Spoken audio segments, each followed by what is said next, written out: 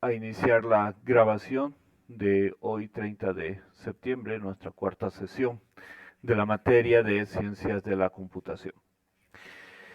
Bien, una de las cosas que vamos a extraer de la noticia que nos compartió Víctor Hugo también es el hecho de que, fíjense, el hecho de saber programar, en este caso sí fue una persona que tiene mucha experiencia en el tema de desarrollo, ingeniero Villegas, pero nos permite desarrollar herramientas que no están en el mercado según las necesidades, siempre y cuando nosotros analicemos el entorno y ese entorno pueda ser abstraído, podamos encontrar una serie de datos y con ello nosotros podamos atacar el problema de fondo para así poder, digamos, evolucionar y crear algo nuevo, algo que no existía. Esa es la gran ventaja de la programación.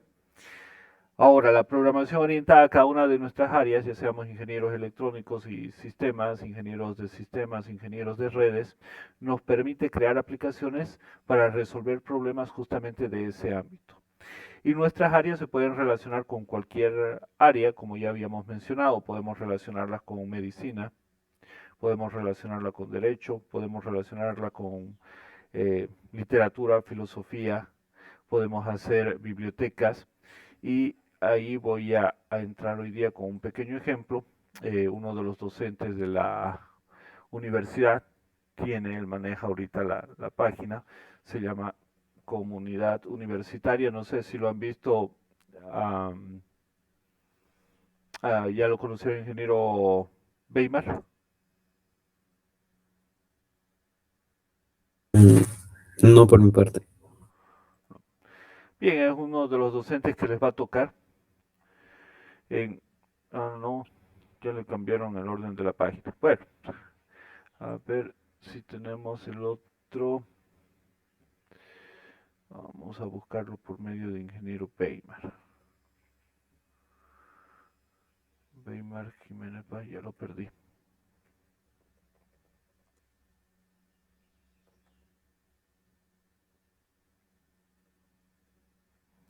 A ver.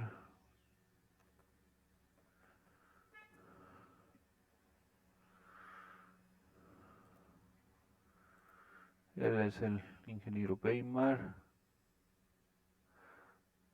Creo que este es el nuevo logo. A ver. Él es el ingeniero Weimar. Vamos a ver. Ya.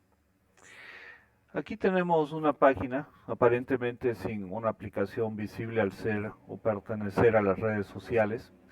Sin embargo, esta página fue creada, les hablo más o menos del año 2016, para poder compartir trabajos de investigación y compartir material. Entonces se utiliza lo que ya está construido, la arquitectura ya construida, que son las redes sociales, y sobre ella se construye un sistema para compartir información, para poder compartir trabajos de investigación, para poder compartir de todo un poco en general, pero orientado a los temas de investigación. Entonces, si nosotros vamos revisando esta página, perdón, alguien se está queriendo conectar. Si vamos revisando, vamos a encontrar que la página tiene eh, varias publicaciones de estudiantes donde van compartiendo sus trabajos, sus investigaciones, sus tareas, y así se va haciendo como una biblioteca comunitaria. Y no tenemos el problema del almacenamiento porque cada uno comparte en su carpeta, su Google Drive. Por lo tanto, no ocupa, el servidor no necesita tener grandes capacidades de almacenamiento.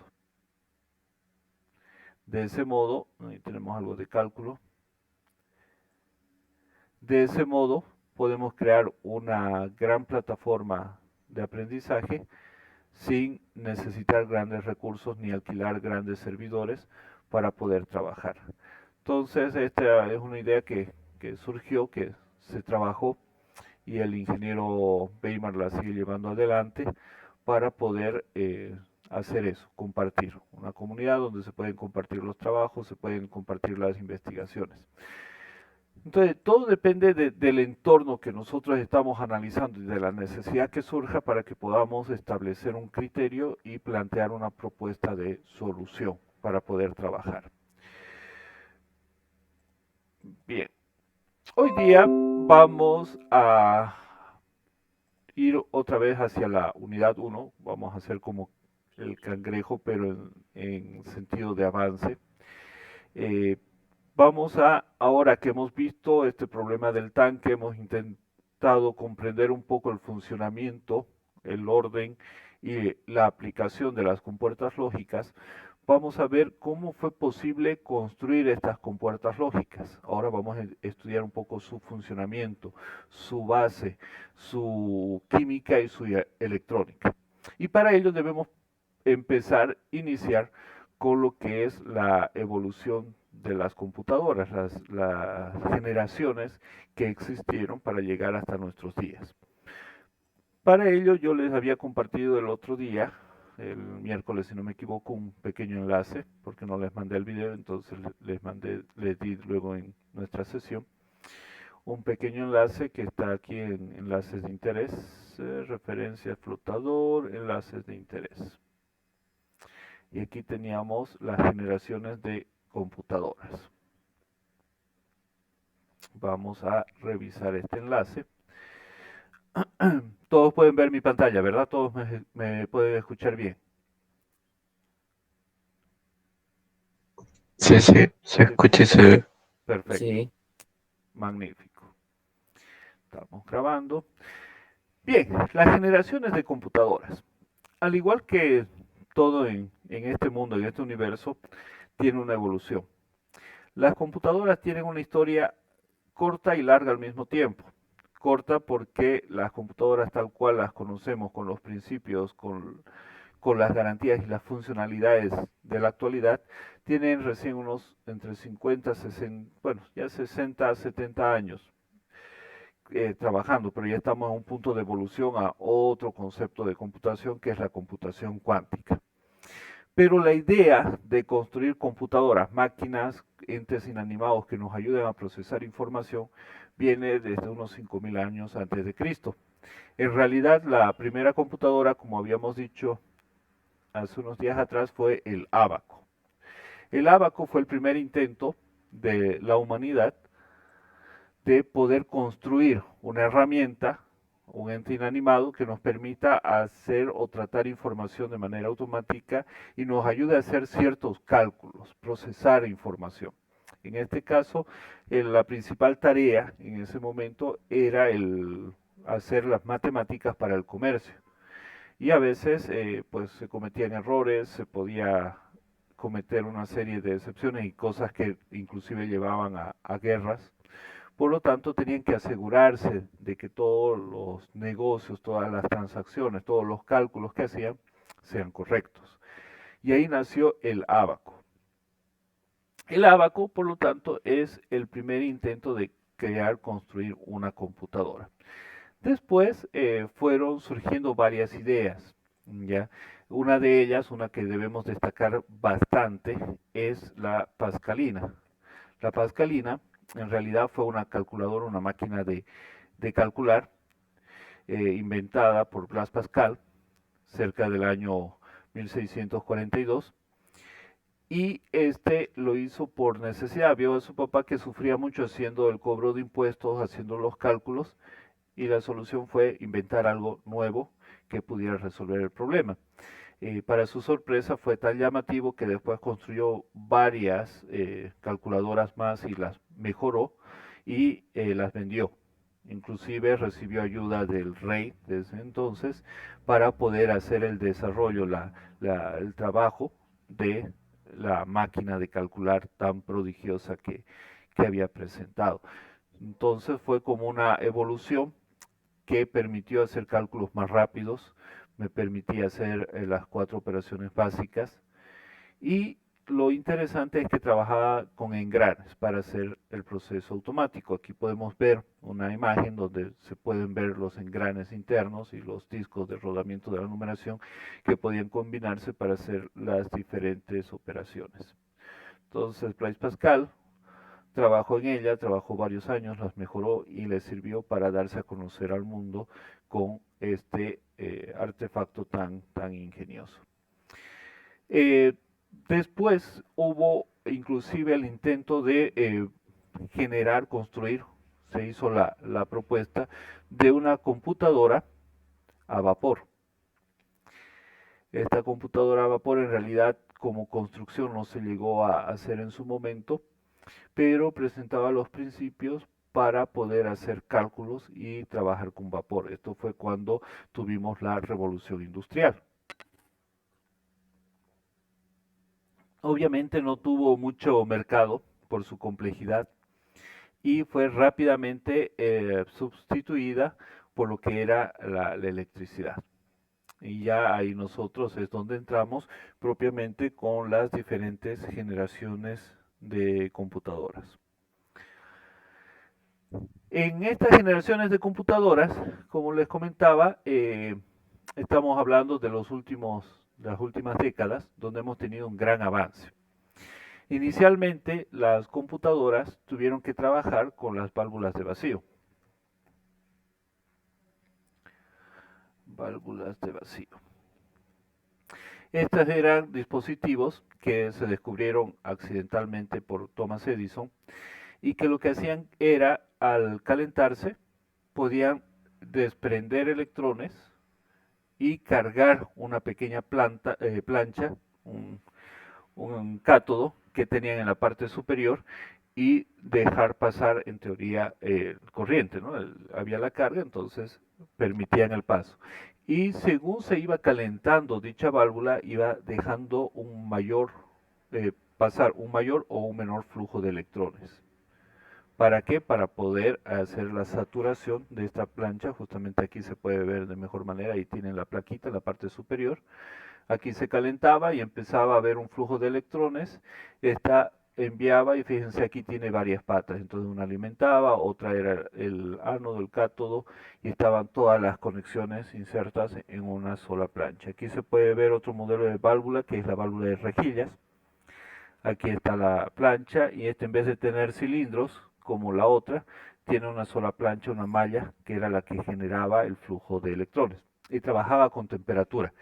Obviamente cuando hablamos de temperatura hablamos de mucha energía, necesaria mucha energía eléctrica para poder calentar el dispositivo y generar temperaturas altas y generar el flujo de electrones. Pensemos de que hay que hacer una excitación y ruptura del átomo para poder desprender electrones químicamente hablando. Por lo tanto, necesitaba mucho. Necesitábamos muchas de estas para hacer las compuertas lógicas. Enseguida vamos a ver cómo funciona una compuerta lógica. Y resulta que tenían que apagar literalmente una ciudad para encender una computadora y que ésta funcione. Entonces eran grandes cantidades de energía las que se necesitaban. Entonces, la primera generación de computadoras se caracterizaba justamente por ello. Estamos hablando desde aproximadamente el año 1940-1936, cuando se empiezan a hacer los primeros postulados, hasta cerca del año 1952 y pensemos en una extensión hasta 1960, que ya aparecen en gran cantidad, en masa, los transistores. Entonces comienza la invención de estas primeras máquinas de cálculo automático que podríamos llamar ya computador propiamente. Como les comentaba, estaban basadas en la electrónica de las válvulas o tubos de vacío. Y el gran ejemplo, el principal ejemplo era la ENIAC de 1946, que tenía unas características muy interesantes. Vamos a verla aquí, a la ENIAC. Detalles de ENIAC. Y aquí tenemos algunos datos curiosos. Aquí podemos ver otra página. Vamos en este caso a tomar Wikipedia, aunque no es muy correcto decir que Wikipedia es una buena referencia, pero ahí tenemos 2.4 metros por 0.9 metros de ancho y 30 metros de largo. O sea, imagínense, utilizaba la estructura todo un edificio solamente para la computadora. Aproximadamente tenía un peso de 27 toneladas y tenía una alimentación, un consumo de energía eléctrica de 160 kilovatios, lo cual era bastante, ¿no? Fíjense que físicamente la ENIAC tenía 17.468 tubos de vacío, 7.200 diodos de cristal, 1.500 relés, 70.000 resistencias, 10.000 condensadores y aproximadamente 5 millones de soldaduras. O sea, son datos increíbles para en ese año poder llegar a construir, ¿no? O sea, era todo un hito eh, tecnológico el haber llegado a ese punto. Disculpen que alguien se está conectando. Bien, entonces, como decíamos, acá las llaman las válvulas termoiónicas de base octal para poder hacer las operaciones. Entonces era una computadora que ayudó muchísimo en su momento, podía hacer grandes operaciones, ayudó para las elecciones, para hacer el conteo de votos y bueno, marcó el inicio de un gran cambio en la vida de todas las personas. Bien, vamos a continuar. Una vez llegada a esta época, 1946, 1950, hablemos, como les decía, hasta cerca de la década de los 60, empieza a aparecer nuevas investigaciones. Y viene ahí la aparición de la segunda generación de computadoras. Aquí, en este momento, el principal cambio es que agarran las válvulas de vacío, las quitan y las cambian por los transistores. Los transistores eran mucho más pequeños, no producían tanta temperatura, es más, casi no producen temperatura. Era una combinación química que producía el estado de interruptor. También, aparte de reducir su tamaño, de reducir su temperatura, también reducía su consumo eléctrico. Y estas primeras máquinas se podían construir también poniendo más piezas por menos consumo y por lo tanto se pudieron ir cambiando ese lenguaje assembler, prácticamente assembler físico, que teníamos que agarrar los cables e irlos interconectando. Eso podemos ver, por ejemplo, en las imágenes de la ENIAC aquí. Fíjense cuánto cable tenía. Para configurarla había que ir combinando los cables, saber dónde iba cada cable. Era todo un dolor de cabeza, imagino. En cambio, ya en esta segunda generación, las computadoras estaban conectadas y podíamos jumpearlas. Y estas se pudieron o dieron el salto, permitieron utilizar un lenguaje de programación que ya era muy amigable, el famoso, el célebre Fortran. Fortran era un programa, un lenguaje de programación principalmente para poder hacer operaciones, cálculos para la parte física. Las versiones primeras eran basados en, bueno, acá tenemos el año, las futuras, tenemos la Fortran 77 que marcó la vieja computadora y la nueva, y después ya tenemos los estándares a partir del 90. Hasta ahora Fortran sigue estando en uso. Uno de los sistemas más increíbles que fueron desarrollados y que sigue en funcionamiento es el sistema de control de, ¿cómo se llama?, de trabajadores del Estado de los Estados Unidos. Sigue trabajando en Fortran. ¿Por qué? Porque sería muy caro hacer un traspaso manteniendo la seguridad que tiene. Entonces lo mantienen y ahí tienen programadores expertos de este lenguaje de programación. Entonces Fortran nace en ese momento para aprovechar esa segunda generación de computadoras que trabajaban con los transistores.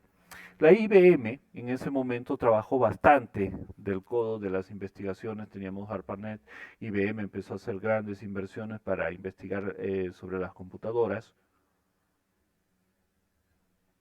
En ese entonces todavía se manejaban con tarjetas perforadas. En la película, no sé si ya alguien lo ha visto o ya estarán iniciando a verla, del Silicon Valley, en cierta parte de la película se ve a Bill Gates cuando está participando en un concurso y tumba un maletín con un montón de cartones y dice, mi código.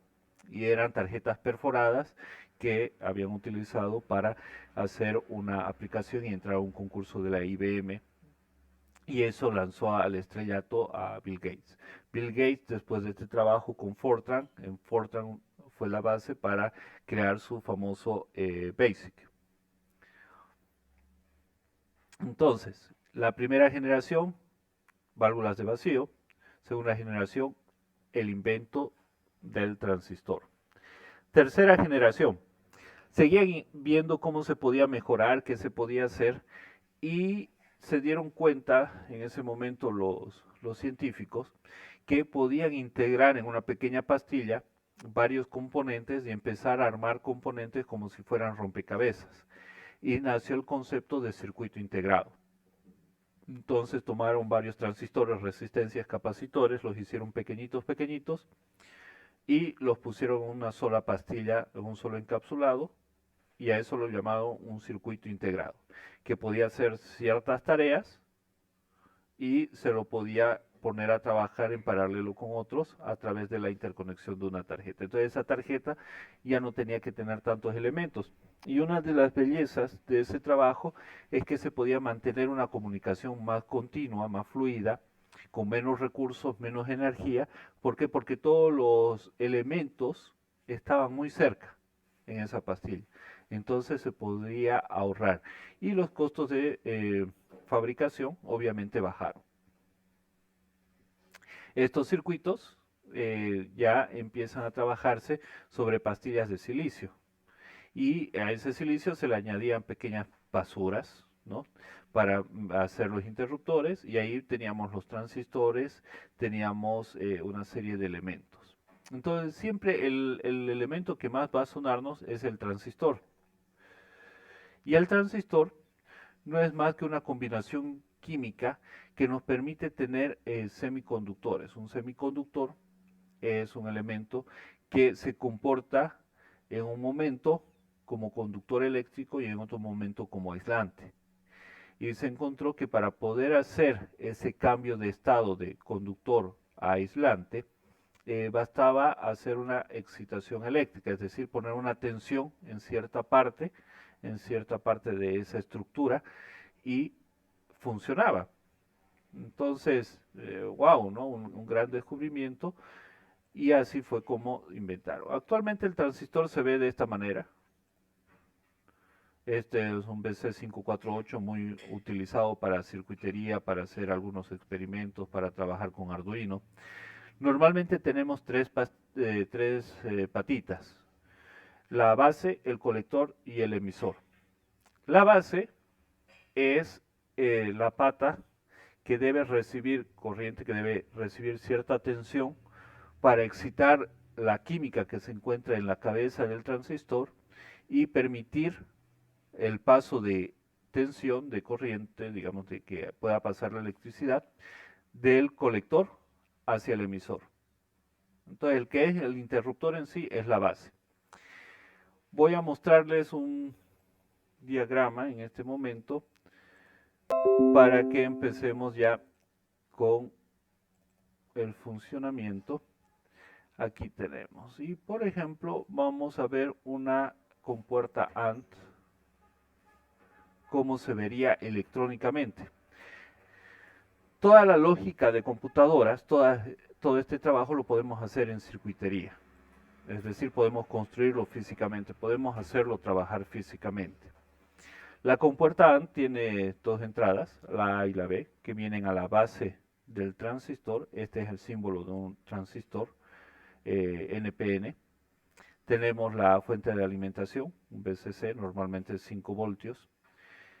Entonces, ¿qué pasa? Este es como un interruptor, que si yo meto corriente a esta patita A, va a permitir que pase, está mal dicho corriente, pero es como lo trabajamos, en realidad debo decir tensión. ¿Y qué es lo que hace cuando se excita por medio de esta patita? Va a permitir el paso de la tensión desde este punto, que es la alimentación, hacia este otro punto, el sentido de la flechita. Fíjense, aquí hay una flechita que me indica que el flujo va a venir en ese sentido. Lo mismo pasa con este otro. Yo pongo corriente aquí, lo conecto, y va a permitir que la tensión que ha pasado vuelva a pasar. Y voy a tener aquí mi salida y va a ser mi estado. Cuando una de las dos no tiene tensión, este transistor se comporta como un aislante, es decir, que no deja que pase la tensión, no deja que pase corriente. Es como que el interruptor está apagado, no está conectado. Por lo tanto, no va a permitir el flujo eléctrico y no vamos a tener una señal. ¿Sí? No va a haber una salida, la salida va a estar en cero, va a estar en tierra. Cuando las dos se activan, vamos a permitir, por lo tanto, esta salida, este out, este Q, se va a poner en estado alto, es decir, va a tener corriente, por lo tanto va a estar en lógica 1. Podemos asemejarlo con la lógica, si aquí tenemos el valor de verdad, y aquí tenemos valor de verdad, y aquí tenemos valor de verdad, la salida va a ser verdad. Entonces estamos siguiendo la misma lógica, pero a través de la circuitería. Y eso es lo que hace básicamente el transistor. A través de una sustancia química me permite controlar el flujo eléctrico. Para poder hacer eso, nosotros trabajamos, o bueno, los que fabrican los transistores trabajan con bases químicas y tenemos los transistores NPN, que era el 548. Fíjense, aquí está la forma: base, colector y emisor. Y tenemos los PNP, que el sentido del flujo eléctrico va a ser contrario, es como si fuese hacia atrás. Aquí tenemos el ejemplo. A ver. Entonces ahí tenemos NPN, que el flujo viene en este sentido, y tenemos los PNP, que fíjense la flecha, aquí no se nota mucho tal vez, está en sentido contrario. Entonces lo que hace es permitir que el flujo eléctrico sea en este otro sentido.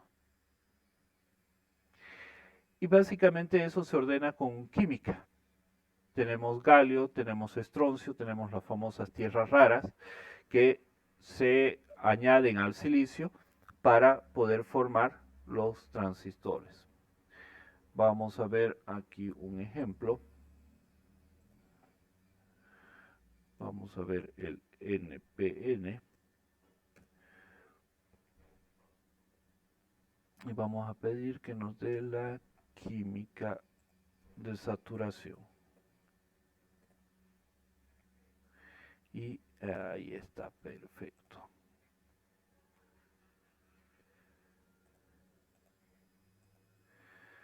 Entonces, el NPN, aquí está, tenemos un elemento químico que está en negativo.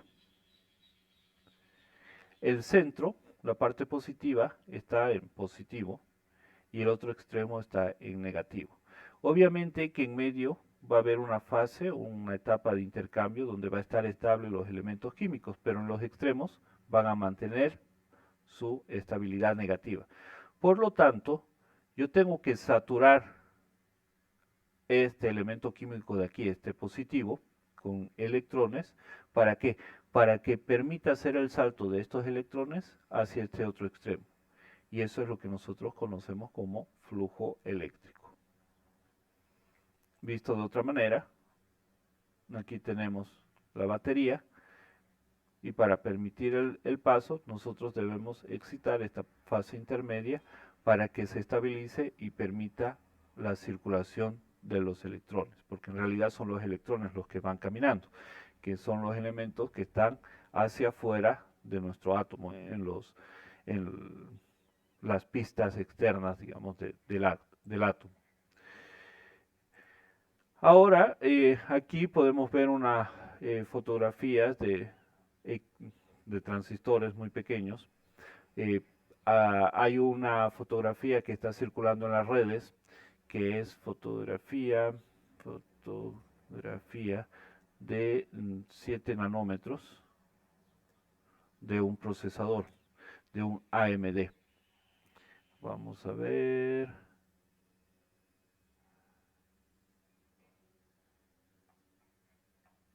Fotografía. Procesador 7 nanómetros. A ver si nos da así la imagen. Es la comparativa con un AMD versus un Intel de tecnología de 7 y de 14 nanómetros. Ahí tenemos. Así se ven los transistores bajo el microscopio. Aquí tenemos los de 7 nanómetros, los de 10 nanómetros y los de 16 nanómetros. Las imágenes están a escala para poder hacer la comparativa de los tamaños.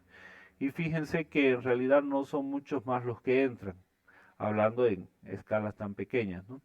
Pero se puede ver la diferencia. Hay bastante diferencia en el consumo de energía. ¿Por qué? Porque los más pequeños necesitan menos energía, menos largo el salto que deben hacer, por lo tanto se puede optimizar. Y ahora fíjense este dato interesante, el Kirin 980, que es un procesador para Huawei, tiene 6.900 millones de transistores en su estructura, con un tamaño de 7 nanómetros. Es increíble la cantidad de elementos que ahora podemos poner en un centímetro cuadrado. Y eso es lo que ha permitido el crecimiento de la tecnología. Este es la unión de un CPU con un GPU en esta tecnología que está en 7 nanómetros. Entonces son varios elementos que vamos a ir detallando todavía más aún, vamos a ir viéndolos a más detalle conforme vayamos avanzando, que permiten que nosotros tengamos las capacidades que tenemos en la actualidad. No sé si tienen algún comentario, alguna pregunta hasta este punto.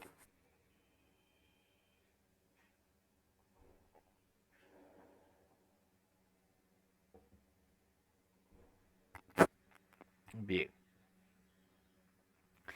Entonces, el transistor es el que marca esa evolución para pasar a la segunda generación. Y si unimos varios transistores, varias resistencias, varios capacitores en una misma placa y le encapsulamos, lo llamamos circuito integrado.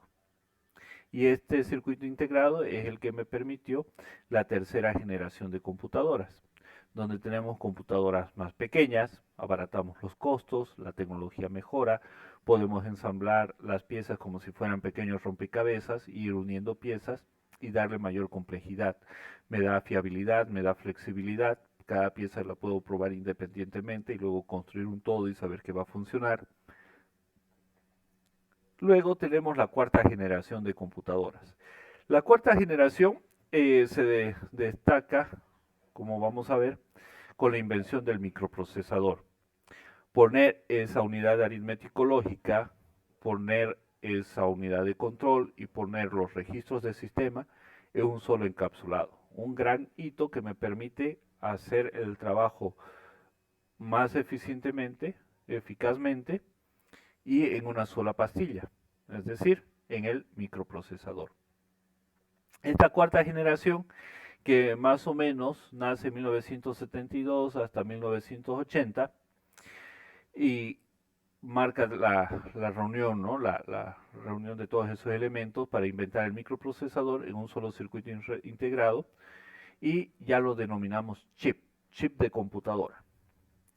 Gracias a la incorporación de estos chips de computadoras, estas podían diversificar sus funciones lógico-aritméticas y reemplazar, por ejemplo, la memoria, como dice ahí, de anillos de silicio, por memorias de chip, la invención de la memoria RAM.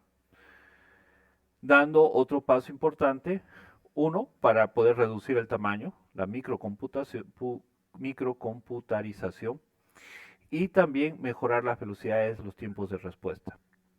Así es como por fin tenemos el paso libre para las computadoras personales. Entonces la cuarta generación también está marcada porque las computadoras ahora pueden servir para las personas comunes.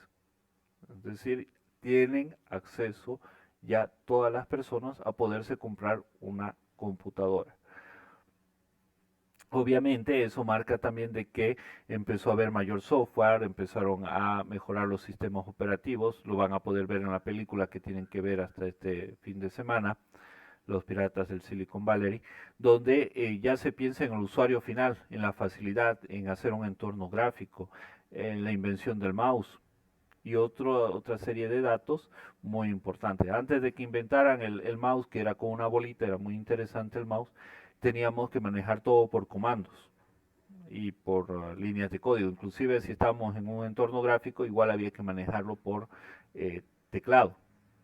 Era un poco tedioso, pero era también interesante. Entonces, cuarta generación marca las computadoras personales o PC. El concepto de estas máquinas perdura hasta nuestros días. El primer microprocesador que fue sacado por Intel fue el 4004. Y fíjense el año de fabricación, 1971. Inicialmente estaba dedicado a una calculadora electrónica. Las computadoras más populares de esta generación fueron las IBM y las famosas clones, ¿no? Por ejemplo, la tarjeta que yo les mostré de 1990 fue la Tritón Dorada, estaba basada también en este principio, las computadoras Chancho.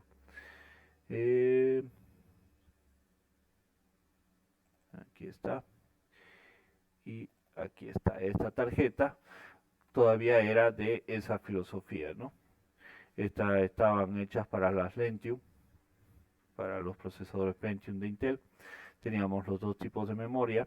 Todavía usábamos los expansores ISA y los PCI que estaban iniciando en el mercado. Por ejemplo, una de las primeras cosas que se llevó a PCI era la tarjeta de video y el fax modem.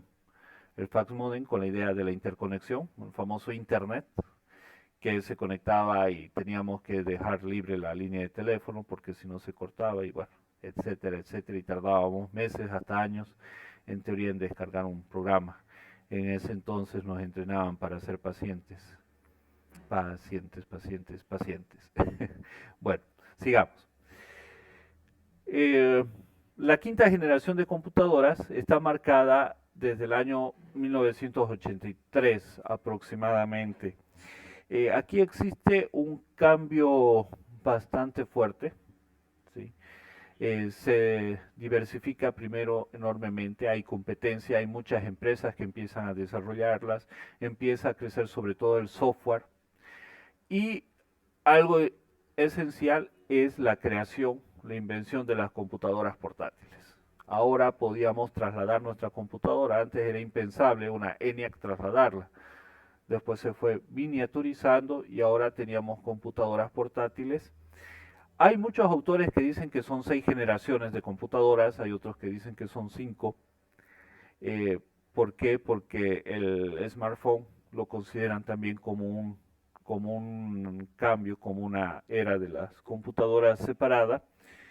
Y bueno, ahí tenemos que ver dependiendo del sentido que le estamos dando, ¿no? Bien, entonces tenemos las computadoras portátiles, livianas, cómodas. Luego el tema de Internet que nos aumenta, nos expande las fronteras. Y se van marcando nuevos límites, venciendo muchos de ellos y marcando nuevos para, por ejemplo, las capacidades de almacenamiento. En esta época los discos duros tenían 40 megas, 80 megas y empiezan a construirse discos de almacenamiento de 1 giga, cosa que era increíblemente rara, especial, los discos de 1 giga de almacenamiento, pero va creciendo. La velocidad de procesamiento va creciendo, la comodidad, la versatilidad de las máquinas, nuevo software, nuevo hardware, se podían hacer tarjetas gráficas, se podían jugar Príncipe de Persia, tal vez si tienen la curiosidad pueden verlo, Prehistoric 1, Prehistoric 2, como elementos que salieron, y las primeras versiones del famoso Doom. Doom era un juego que hasta ahora existe, sé que muchos lo deben jugar, que era lo más parecido a una realidad virtual, una realidad aumentada, era muy, muy interesante en sus primeras versiones. Bueno, y la sexta generación, que las computadoras aparecen con la idea también de cerebros artificiales, de la inteligencia artificial, computadoras que hacen procesamiento automático, hablamos de superconductores, mejoras en la transmisión, mejoras de las velocidades, eh, menor generación de calor, sistemas muy eficaces, mucha potencia, eh, metales ya comunes que podían utilizarse, ya los equipos bajan su costo. Esta tecnología todavía está en desarrollo y ya estamos pasando a la que consideraríamos la nueva generación, que es la computación cuántica, basada en la mecánica cuántica, la cual nos va a permitir hacer muchos más cálculos en mucho menos tiempo, con mucho menos recursos y utilizando otros elementos como los fotones, estamos hablando de luz, para hacer el procesamiento de la información. Entonces, esto es más o menos lo que sucedió, la evolución que hubo y la importancia que tiene el transistor para toda esta evolución hasta ahora. Hasta aquí. ¿Alguna pregunta?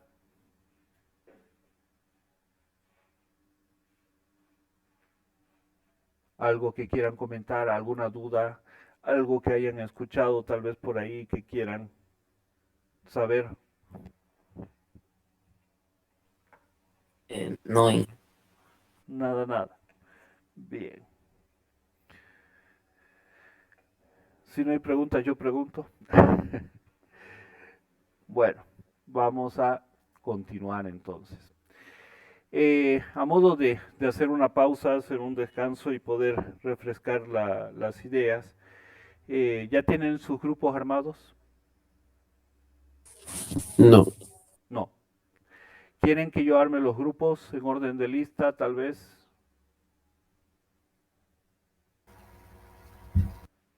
Una consulta, ingeniero, pero ¿para cuándo van a ser los grupos o ya vamos a trabajar? Para la próxima semana. No sé, hágalo usted. Usted nomás hágalo, Inge, entonces. Ya, perfecto. Entonces yo los voy a acomodar los grupos y se los voy a... Olvidé de poner a grabar, vamos a poner a grabar. Entonces ahí tenemos ese ejemplo que les comentaba, los supersónicos y después tenemos el de los Simpsons. Y todo ello de la misma manera fue impulsando pequeñas ideas que fueron impulsando la construcción de lo que nosotros tenemos por tecnología. Y ahí sale uno de los elementos importantes que son los sistemas numéricos. Nosotros estamos basados en el sistema decimal. Voy a aumentar el tamaño de mi cámara. Listo. Ya. Estamos basados en el sistema decimal. ¿Cuál es la principal característica del sistema decimal? Que tenemos 10 dígitos, igual que los dedos de nuestras manos que nos facilitan el trabajo. ¿Cuál es la diferencia? Que nosotros siempre empezamos a contar en 1. En realidad debemos empezar a contar en 0. 0 es el primer dígito del sistema decimal.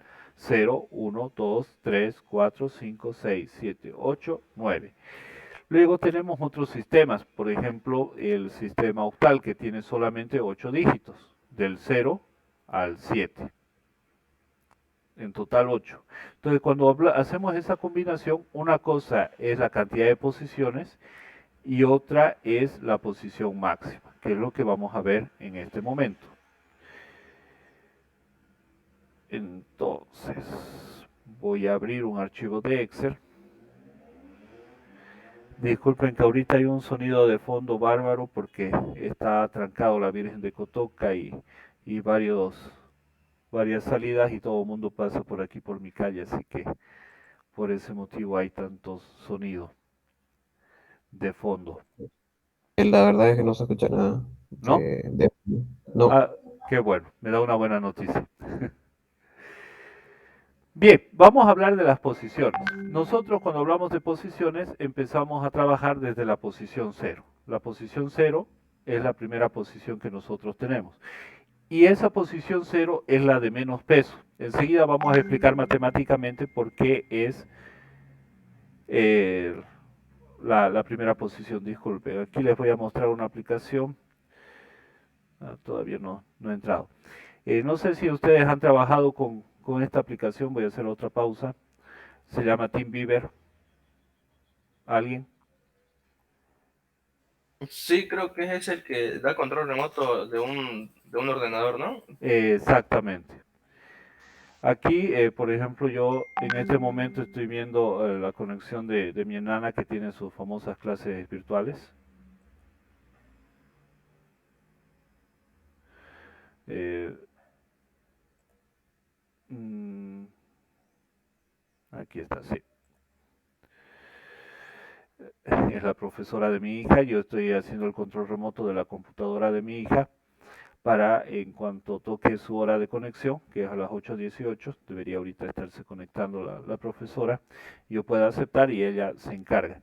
Aquí quiero aprovechar, disculpen que ponga el ejemplo de esta manera, cómo ha cambiado la tecnología. Yo recién pude tocar una computadora que tuve bastante suerte cuando tenía 9 años. En colegio nos daban la materia de computación en Sucre, yo estudié en esa época el Don Bosco de Sucre, y nos daban computación, era una computadora con logo Rider, cuyo monitor era un televisor, se conectaba por la sincronización del canal 3, y el CPU era un Atari que nos permitía cargar programas en los disquetes. No sé si tal vez alguno conoció los de 3 1/4, unos disquetes grandes, en los cuales teníamos logo Rider y teníamos las primeras versiones de Word. En ese entonces se llamaba WordPerfect y nos enseñaban dactilografía. En cambio ahora, en colegio, mi hija está en primero básico, por el tema de la pandemia están pasando clases virtuales, ella maneja el Zoom, ya yo la dejo sola, ella se encarga de hacerlo, maneja el navegador, y lo peor de todo es que yo no le enseñé nunca a hacerlo. Estábamos un día viendo videos y pasó de que no me recuerdo si se apagó la máquina o algo por el estilo, que olvidé cargarla, y le dije, bueno, voy a arreglarlo, y me dijo, no te preocupes papá, yo lo hago. Estaba que no podía ni hablar, y ella conectó la máquina, la encendió, yo empecé a tomar atención, agarró el mouse y bueno, hizo todo lo que había que hacer. No es que los niños sean más inteligentes ahora que antes, sino, inclusive hay una noticia que dice todo lo contrario, que los niños actuales son menos inteligentes inclusive que los niños más antiguos. Sino que la tecnología ha crecido y siempre busca facilitar la vida de los demás. ¿Ya? Y eso es lo que nosotros también tenemos que buscar desde nuestras carreras, buscar cómo facilitar el trabajo de las otras personas, facilitar el desarrollo de las aplicaciones, buscar la automatización, buscar este tipo de detalles que en realidad nos permiten mejorar la vida. Y eso es parte de la innovación. Tenemos que distinguir dos conceptos, y esto es muy importante en el tema del entorno actual, que nos dicen, oh, tienen que innovar, tienen que ser innovadores. Pero ¿qué diferencia hay entre la innovación y la investigación? ¿Alguien la conoce la diferencia? Innovar e investigar.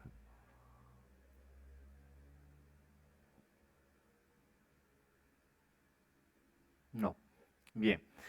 Básicamente, la investigación es transformar el valor económico, los recursos económicos, en conocimiento. Por ejemplo, nosotros podemos hacer investigaciones de la antimateria. Tenemos el acelerador de partículas que costó casi 100.000 millones de dólares y nos sirve solamente para obtener conocimiento del universo. Aunque sí hemos desarrollado muchos conocimientos técnicos, tecnológicos, para poder hacer el acelerador de partículas, pero su finalidad simplemente es comprender el universo. Estamos gastando grandes masas de recurso económico para poder generar un conocimiento, obtener un conocimiento. Innovar, por otro lado, es convertir el conocimiento en ganancias económicas. ¿Cómo? Haciendo la aplicación de los conocimientos. Normalmente la innovación se basa en hacer la aplicación, ¿ya? Aplicar el conocimiento para resolver un problema y obtener ganancias económicas de ese resultado. Por lo tanto, cuando innovamos debe ser una investigación aplicada. Cuando investigamos, nos interesa simplemente el conocimiento. Y es una diferencia bastante grande. Cuando nosotros desarrollemos los proyectos, y a ustedes les van a exigir bastante en la universidad, porque la universidad justamente se ha puesto como meta junto a muchas otras universidades, no solamente hablo del ámbito local, a nivel Santa Cruz, a nivel nacional, Bolivia, sino a nivel internacional, convenios con Latinoamérica. Por ejemplo, la universidad tiene el convenio con Mercosur. Tienen trazada la meta de que los estudiantes sean innovadores por excelencia, es decir, que resuelvan problemas del entorno para así poder generar también recursos económicos. Generan conocimiento y generan innovación. Por lo tanto, sus proyectos, sus investigaciones de todas las materias, las deben pensar de esa manera, como una investigación aplicada y hacer un modelo también económico que les permita obtener el regreso, digamos, el premio económico de su investigación. ¿De acuerdo? Entonces, innovar e investigar son cosas diferentes. La innovación utiliza a la investigación y la investigación no necesariamente necesita de la innovación, dependiendo de los recursos que se tengan. Por ejemplo, las universidades a nivel general necesitan de la investigación. Hay las patentes, los derechos de autor sobre obras, sobre modelos de mercado.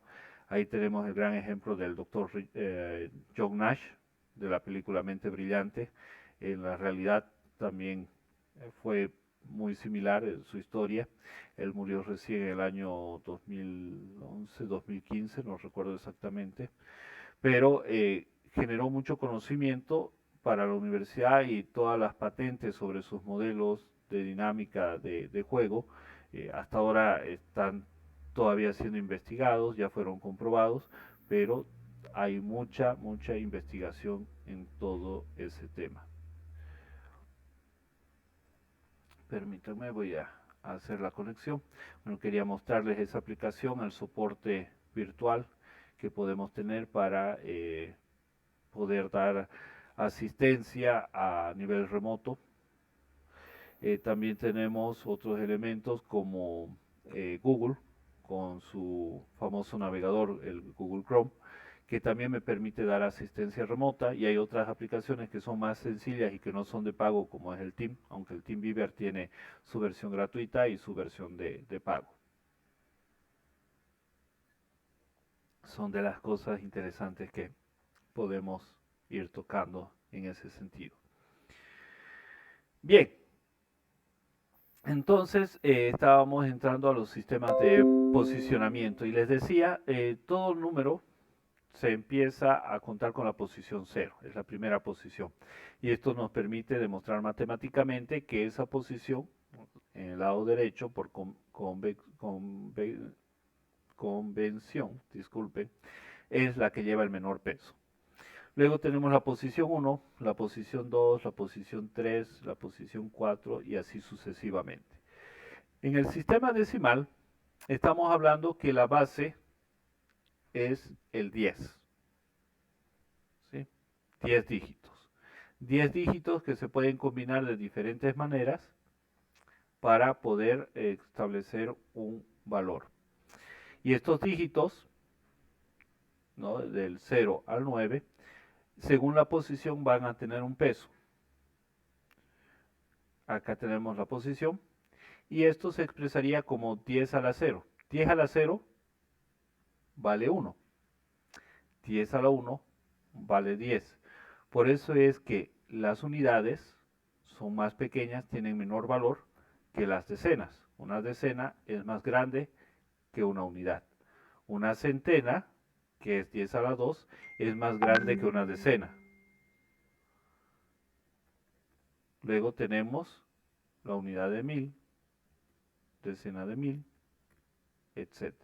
Entonces van creciendo en función a su posición, en función a la base y a su posición. Así como nosotros tenemos el sistema decimal, que es el que manejamos normalmente, tenemos también el sistema binario. sistema binario trabaja con dos dígitos, binarios, 0 y 1. Perdón, voy a ver si ya... Nada. Me están escribiendo, disculpen, jóvenes.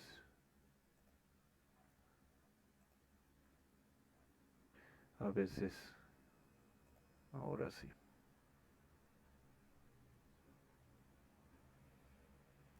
Ya yo me desconecto y no es más. Disculpen que aproveche y les muestre esto. Saludos. Listo. Bien, entonces, tenemos nosotros otros sistemas. Les decía el sistema binario, que tenemos dos dígitos. En el sistema decimal tenemos del 0 a 9, el binario, el 0 y el 1. La lógica de trabajo del sistema binario es exactamente la misma. Tenemos el 0, tenemos el 1, 2, 3 y 4. Tenemos ahí 5 posiciones. La menos pesada en este caso es la posición 0 y la más pesada es la posición 4. ¿Qué base tenemos? Tenemos la base 2. ¿Por qué? Porque es binario. Por lo tanto, ¿cuál va a ser su valor de cada uno? Por ejemplo, 2 a la 0 es 1. Entonces este va a tener en valor decimal el valor 1.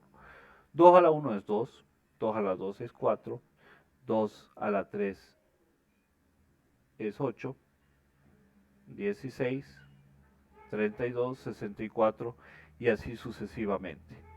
Entonces tenemos el sistema binario que es muy utilizado a nivel de computación. Podemos seguir con los ejemplos, por ejemplo el octal. Si hablamos de las mismas posiciones, tenemos la posición 0, la posición 1, la posición 2, la posición 3, la posición 4. Y si hablamos de octal, estamos hablando de base 8, es decir, 8 dígitos que podemos utilizar. Por lo tanto, el primer dígito va a tener un peso de 8 a la 0, 1. El factor de multiplicación es el 1. 8 a la 1 es 8. 8 a la 8 a la 2, 64.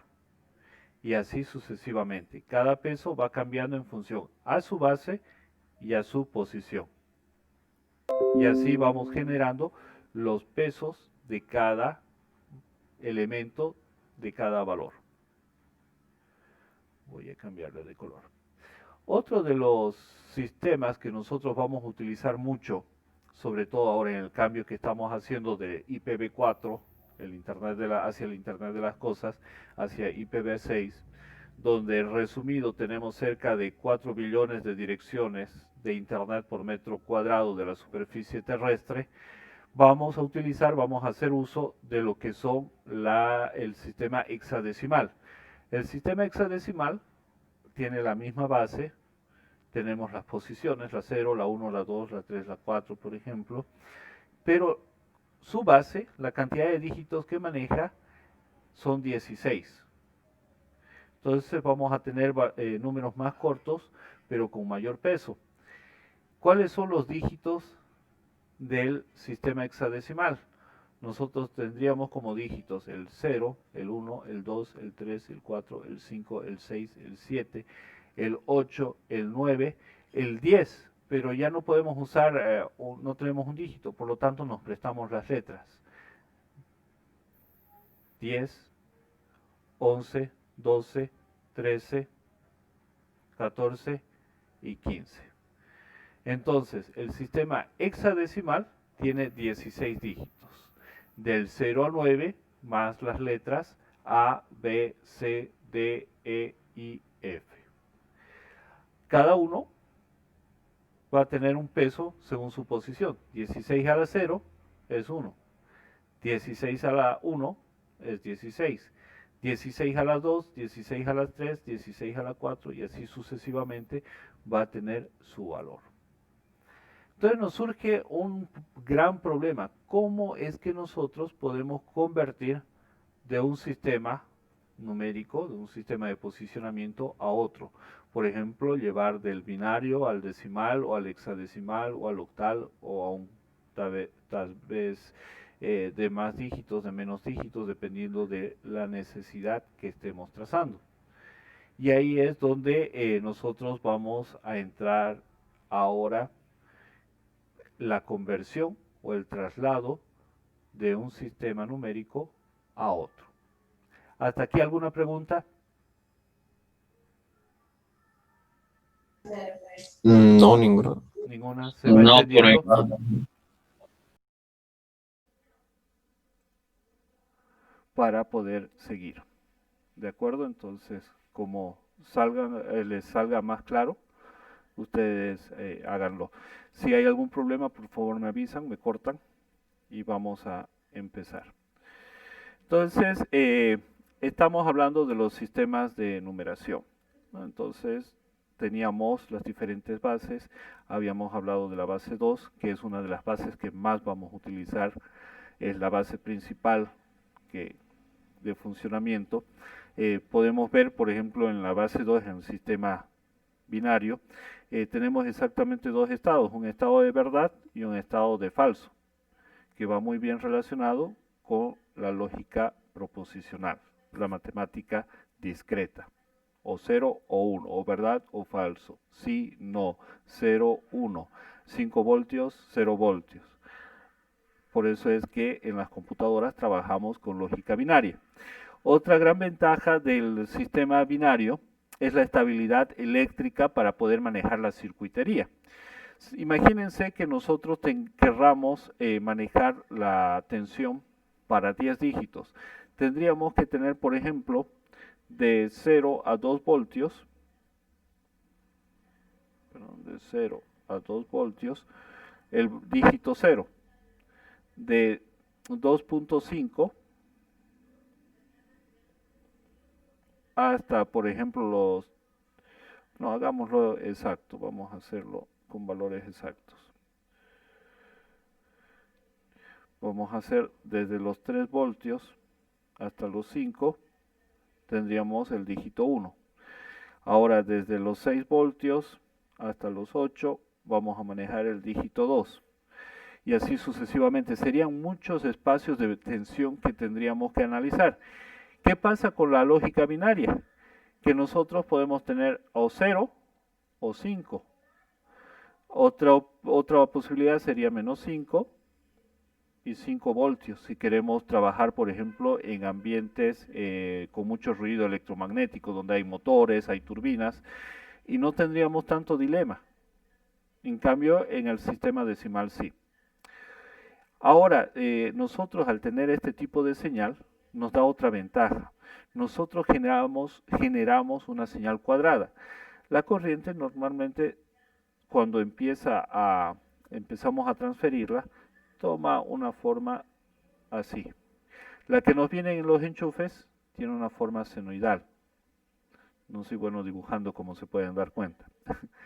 Pero ¿qué pasa con la señal cuadrada? Nosotros podemos hacer que esa tensión prácticamente sea recta y tener dos estados de esta manera, una onda cuadrada, lo cual nos facilita también la transmisión de los datos.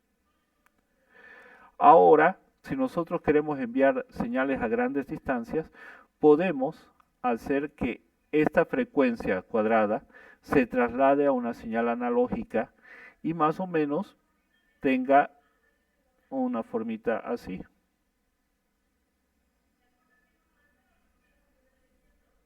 Por tiempo, una sincronización por tiempo. Por lo tanto, podemos asumir que este es el dígito 0 y este es el dígito 1. Igual va a ser fácil de transferir.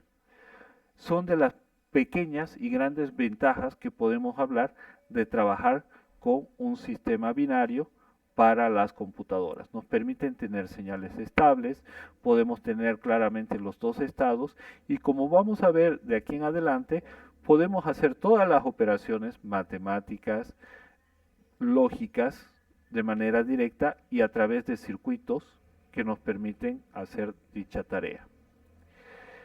Vamos a ver ahora el fundamento matemático de ello.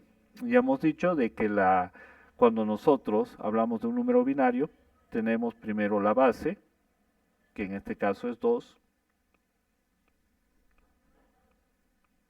y tenemos un exponente que en realidad es la posición.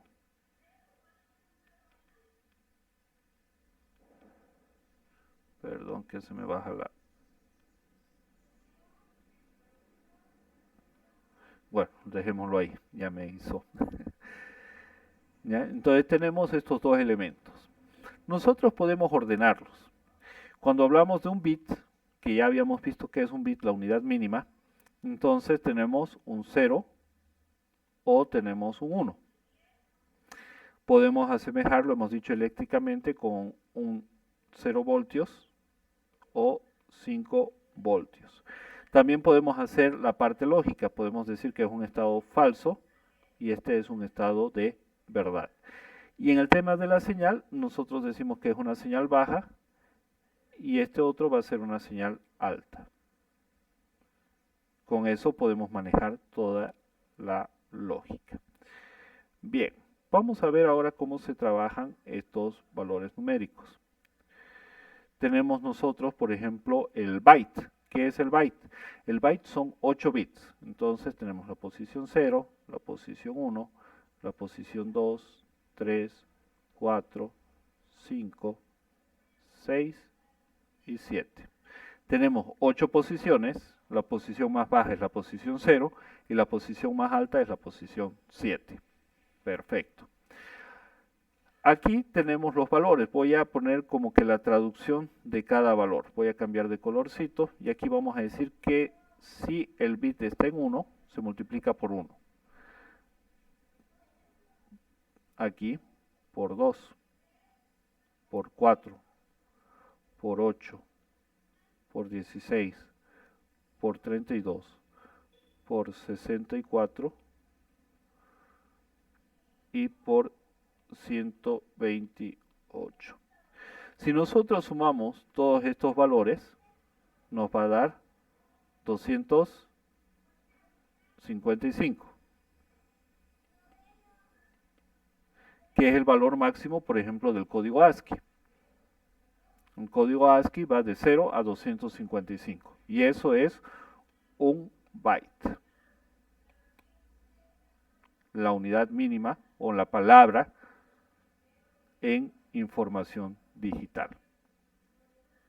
Bien, por ejemplo, nosotros queremos escribir tal vez algún número, queremos escribir algo, voy a borrar todo esto, queremos escribir algo, ¿qué podemos hacer? Por ejemplo, vamos a escribir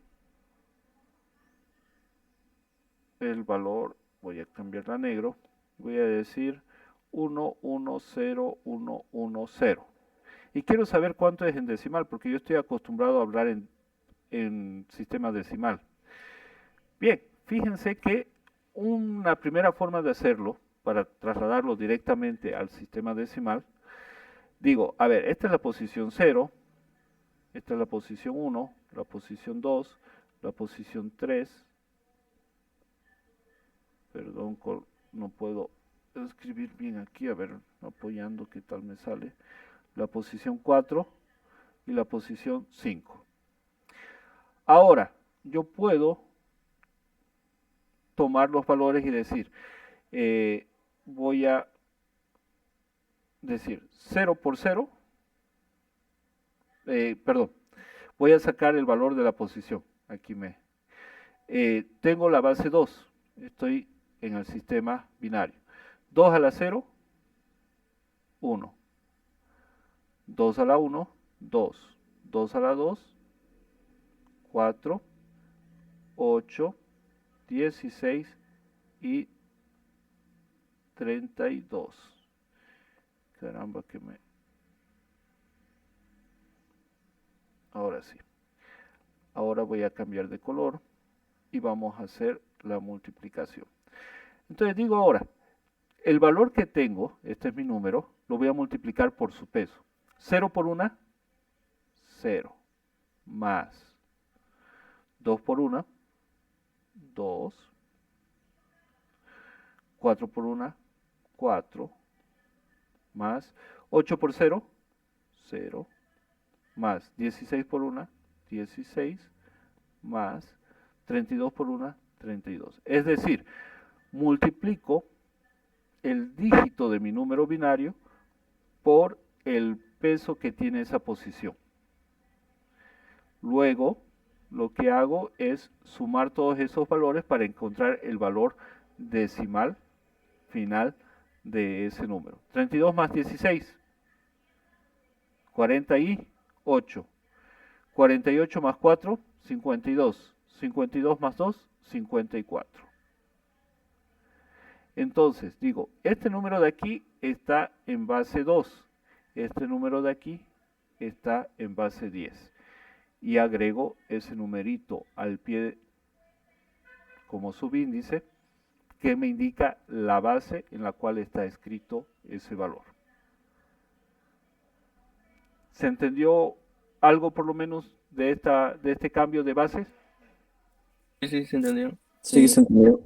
Perfecto, hagamos otro ejemplo.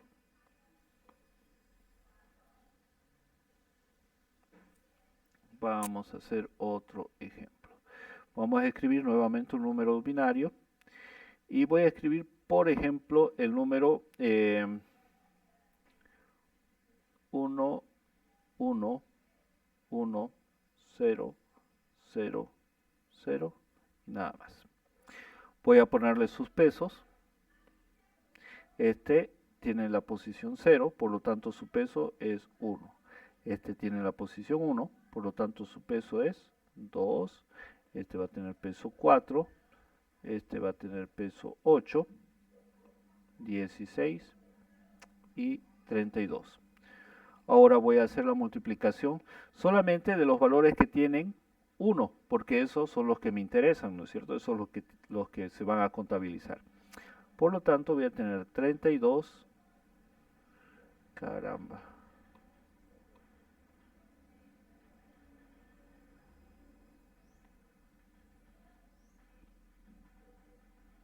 Bueno, ya se borró, vamos a volver a hacerlo. Ahí está. Ahora sí. Voy a tener 32 más 16 más 8. ¿Esto a cuánto es igual? 32 más 16, 48, ¿no es cierto? 48 más 8, 54. ¿Es correcto? 56, ¿no dice? Ya, gracias.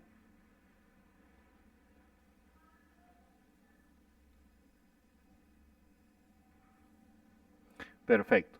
Entonces, no olvidemos que este está en base 2 y este está en base 10. Este es el método que más vamos a utilizar para transformar de sistema binario a sistema decimal. Y podemos utilizar el mismo sistema para llevar de decimal a binario. Fíjense que vamos a hacer la tarea inversa. Voy a decir, quiero el número 56 en base 10 llevar a base 2. No sé por qué me detecta tan feo los números. Ya. Entonces digo, 56. Voy a buscar en binario, en la secuencia de mi regla binaria, cuál es el que más se acerca. Y voy a empezar, por ejemplo, con el 128 de un byte, el peso más alto es 128. 128 es menor o igual a 56? No. Por lo tanto, lo voy a poner en 0. Luego voy al siguiente dígito. Y digo, de 128 el siguiente dígito es 64. 64 es menor o igual a 56? No, no me sirve. Voy al siguiente dígito, de 64 bajo a 32. ¿Y 32 es menor o igual a 56? Sí. Por lo tanto, lo voy a poner en 1. Y a ese 56 en base 10 le voy a quitar los 32 que ya estoy colocando. Por lo tanto, me queda 24. De 32, el siguiente dígito tiene un peso de 16. 16 es menor o igual a 24, sí. Entonces también lo voy a poner con lógica 1. Luego, resto esos 16 del 24 que tenía. ¿Cuánto me queda? 8. El siguiente valor en binario, el siguiente peso, es 8. De 16 sigue el 8. ¿8 es menor o igual a 8? Sí. Lo pongo en 1 y a ese 8 que me quedaba le resto 8. Me queda 0. Por lo tanto, 4 queda en 0, 2 queda en 0 y 1 queda en 0. Y este es mi valor binario para 56, que es el número que habíamos hecho hace un rato, ¿no?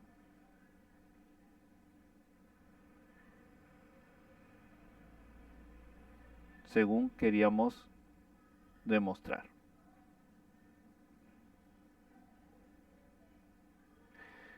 ¿Se comprendió el proceso? Sí, ¿Sí? sí, se conté. Ya. Ahora les voy a enseñar otro algoritmo para hacer la misma tarea. ¿De acuerdo? Este es el que más frecuentemente se va a utilizar para automatizarlo, para programarlo, para hacer el código, porque es más sencillo de hacer, por las reglas que tiene.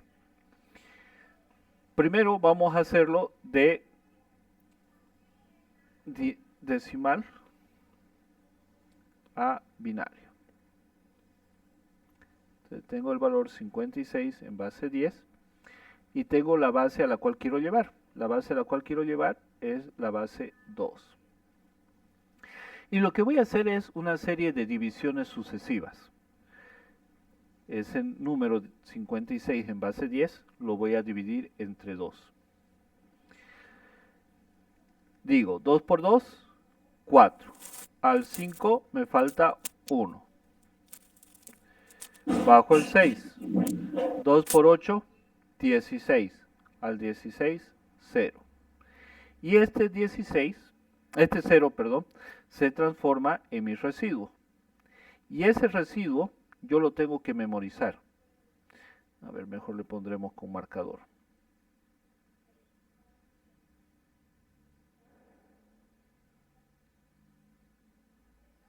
Ahí está el marcador. ¿Sí? Ese 0 lo memorizo. Y sigo trabajando con las divisiones y me pregunto, ¿este resultado que obtuve es mayor o igual a la base a la cual quiero llevar? Es decir, 28 es mayor o igual a 2. La respuesta es sí, por lo tanto puedo seguir dividiendo. Y hago 2 por 1, 2, al 2, 0, bajo el 8, 2 por 4, 8, y al 8, 0. Por lo tanto, tengo nuevamente de residuo 0. Nuevamente, vuelvo a hacerme la misma pregunta y digo, ¿este resultado es mayor o igual a la base? Es decir, 14 es mayor o igual a 2. La respuesta es sí. 2 por 7, 14 y tengo de residuo 0. Nuevamente voy a memorizar ese residuo y me voy a las preguntas nuevamente. ¿El resultado es mayor o igual a la base? Es decir, 7 es mayor o igual a 2. Sí. 2 por 3, 6. Al 7, 1. Y ese es mi nuevo residuo. Lo voy a marcar. Y nuevamente me hago la pregunta. ¿El resultado es mayor o igual a la base que tengo? Es decir, 3 es mayor o igual a 2. Sí. 2 por 1, 2 y al 3, 1. Y memorizo este residuo. Me vuelvo a preguntar, el resultado es mayor o igual a la base a la cual quiero llevar, es decir, 1 es mayor o igual a 2. La respuesta es no. Por lo tanto, ahora memorizo este valor. Y ahora, para escribir el número en binario, el último que obtuve, es decir, este 1, se va a convertir en el primero. El segundo que obtuve se va a convertir en el segundo. El tercero que obtuve se va a convertir en el siguiente. Y así sucesivamente.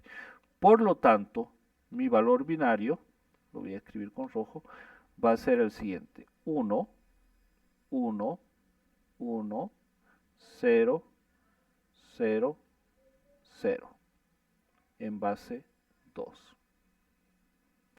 Y coincide de nuevo, ¿no es cierto? 1, 1, 1, 0, 0, 0. Vamos aquí, 1, 1, 1, 0, 0, 0. Vamos aquí, 1, 1, 1, 0, 0, 0. Este es el modelo de conversión de binario, de decimal a binario y de binario a decimal. Para convertir de decimal a binario, es decir, de este mayor a uno menor, lo dividimos sucesivamente entre la base. Para volverlo al valor decimal, tomamos en cuenta el peso de su posición y los vamos sumando, multiplicándola por el dígito que tiene en dicha posición. ¿Se comprende? Sí, Sí. Bien, clarísimo. perfecto. Hoy día vamos a quedar hasta aquí, hasta el sistema binario. El día lunes vamos a trabajar los demás sistemas de numeración, vamos a hacer las transformaciones. Para este fin de semana nos queda como tarea la película que habíamos hablado, que se llama Los Piratas del